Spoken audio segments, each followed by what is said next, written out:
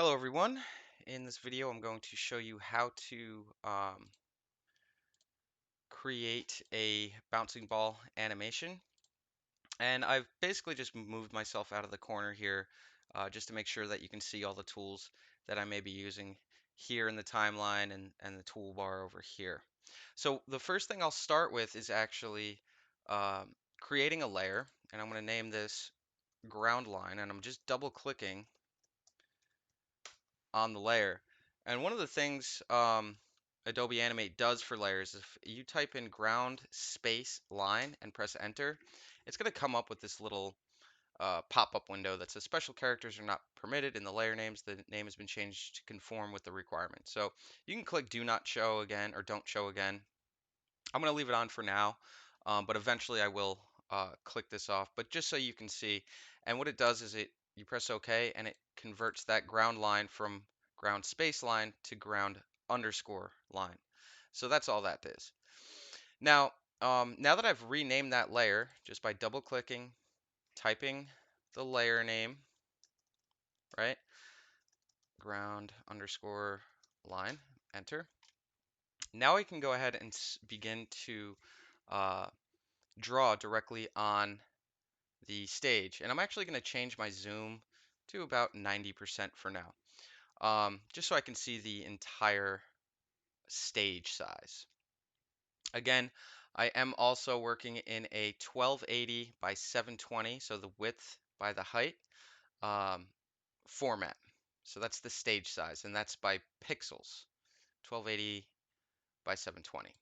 Now, from here, after I name my ground line, I'm going to go ahead and draw using my line tool right here, keyboard shortcut N, and I'm going to show you some things that we can do um, in your whenever you select any of these tools, you'll have different options here in the properties tab. And I'm going to click on my line tool, and in the properties tab, I changed the stroke size. I'm going to put 10. And the rest I'm going to leave the same, but just so you know, you can change the style from, a solid line to a dashed line to a dotted line and etc. and so forth. And then also width, you can basically change the shape of the line as well. And I'm going to leave all these uh, to its default settings, but just to give you a heads up, you can change some of the other things in here in scale, etc. So I'm going to start also, and my stroke is black. And then over here I have my fill color. If I hover over here, this little where it's blue on mine, it says fill color. I'm going to click on it, and I'm going to also select black. So my stroke color is the outline you'll see there, and my fill color they're two different things. So we'll get into that a little bit more in depth here in a second. But the first thing I'm going to do is I'm going to hold shift, and I'm just going to draw a line across. And holding shift keeps that line perfectly straight. And I'm going to have it just extend just off the stage on one side and just off the stage on the other side. Now, from here, in this layer section down here, you'll see this little plus sign and it says new layer. So just go ahead and click on new layer. And then from here, I'm going to double click on that and I'm going to name this one ball. So now that I've got my ball layer, and before I draw anything on my new layer that I just created, on my ground line, I'm going to highlight this layer and you'll see there's a little eyeball, a little lock sign here on the far right here. If I click the little eyeball, it'll hide and show that layer. And if I click on the lock, it now doesn't allow me to select anything on that layer. Now, even if just to give you a little heads up, even if I'm on the ball layer and I go ahead to select something, it's automatically going to select whatever's on this layer, and if I had anything drawn on this layer as well. So it can cause some issues if you have a pretty complex scene. So the best way I work around these things is if I'm not using a layer, I just go ahead and lock it. Now on my ball layer, we're going to use the oval tool, keyboard shortcut O, and you'll notice I have my fill and stroke. So I want to go ahead and change my fill color. I'm going to change it to blue. And I have my stroke size set at 10. Let's make it a little bit smaller. I'm going to make it 5. And now you're going to see when I draw on the stage, I'm going to hold Shift, and I'm just going to, Shift is to keep it perfectly circle. And now I'm going to release. So now you can see that ball here. And the first thing I'm going to do from this point is I need to now create frames. So we have our scene set at 30 frames per second. If you ever did need to change it, we can do 24 frames, but for now I'm going to leave it at 30. But that's how you change your, just click anywhere on the stage, and you will be able to adjust any of these settings. So now from here, what I'll do is I need to create frames. So the easiest way to do this, or fastest way, is just to click and drag on. I'm going to go to frame 30, and then you can just go right click, insert frame. F5 is the keyboard shortcut.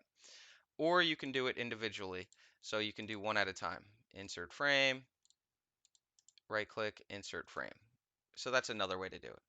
I'm just undoing that for now because I'm only going to be working with 30 frames of animation. So now that I have, a very common mistake also is if I'm going to remove frames just to show you.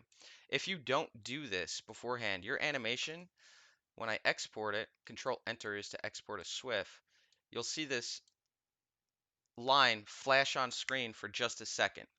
And that's because it's only playing one frame for that line every second or every 30 frames, um, because we don't have that frame extended on the bottom.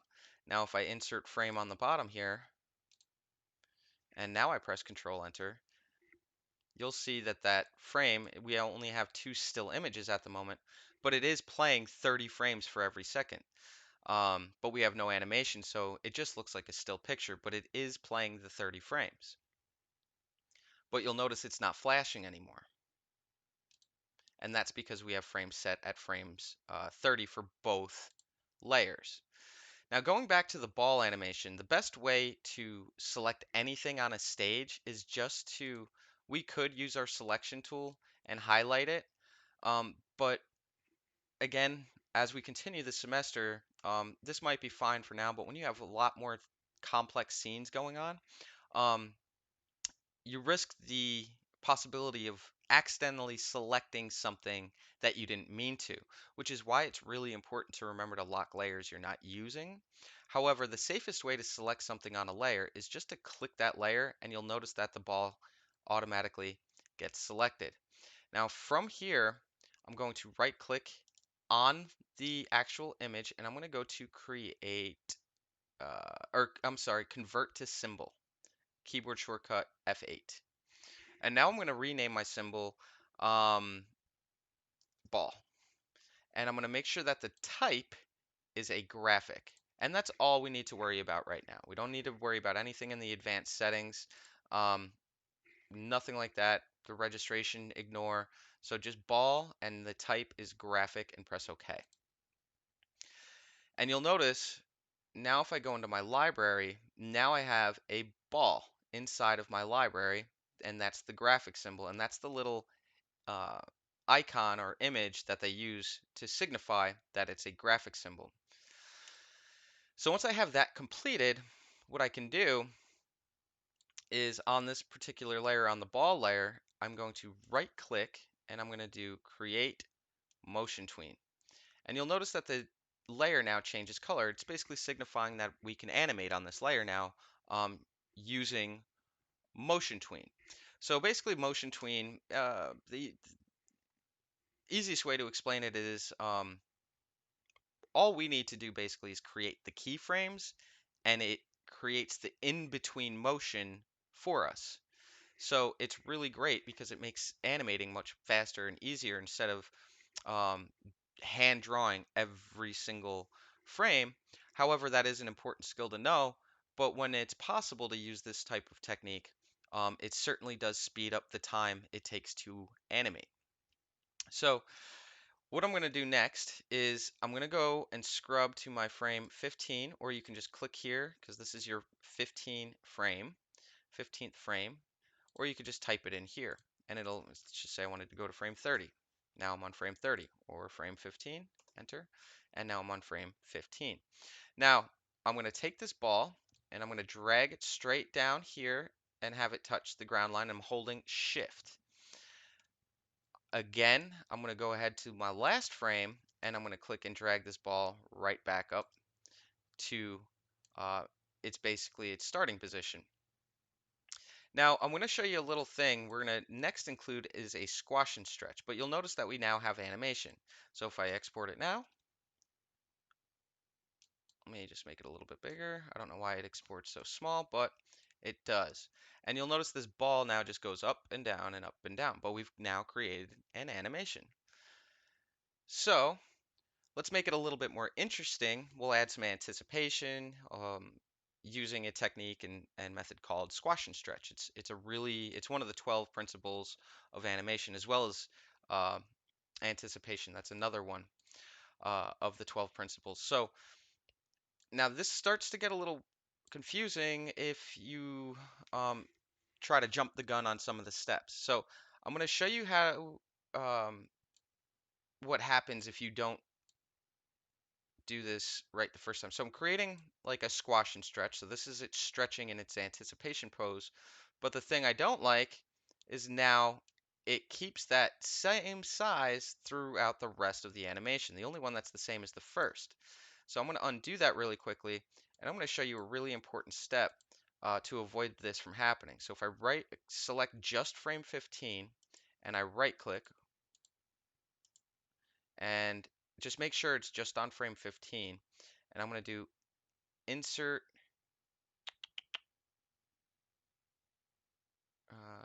insert keyframe all. There it is. Insert keyframe all. And that's going to basically lock in the position, scale, skew, rotation, color, and filter, um, or all of the above here, for our um, frame now. So now I've created it on that one, and it's important to create it on the last one as well. Insert keyframe all. And now on frame 13, about 2 or 3 frames beforehand, using my free transform tool or keyboard shortcut Q, I'm going to go ahead and just add a little, oop, I don't want to skew it, a little squash and stretch. So now I have a little stretch as it falls, and it's gaining momentum. And then I'm going to go 2 frames out after frame 17, and I'm going to basically just recreate that same frame.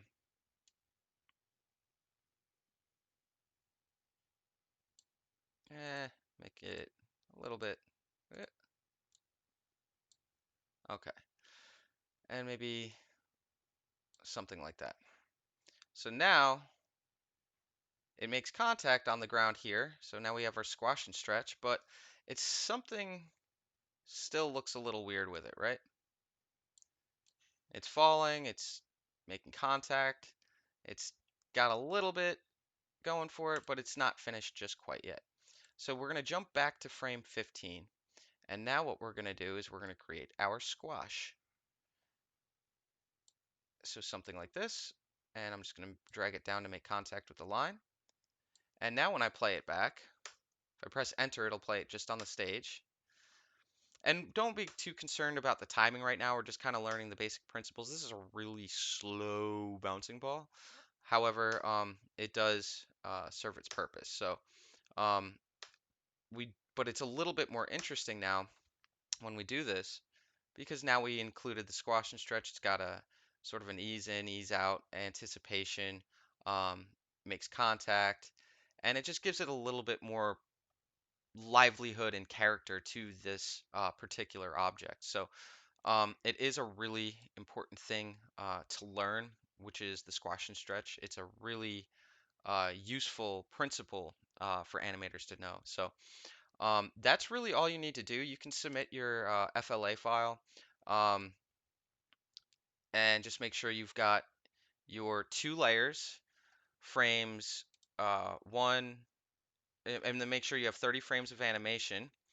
You need to make sure you convert the circle to a graphic symbol. Um, Make sure you have the 2 layers, ground line and ball, 30 frames on both layers. animate the ball moving up, down, back up in that positions, and then include a squash and stretch. So those are all of the requirements for this uh, animation. And um, yeah, I hope you enjoyed the video. And if you have any questions, just let me know. Thanks for watching.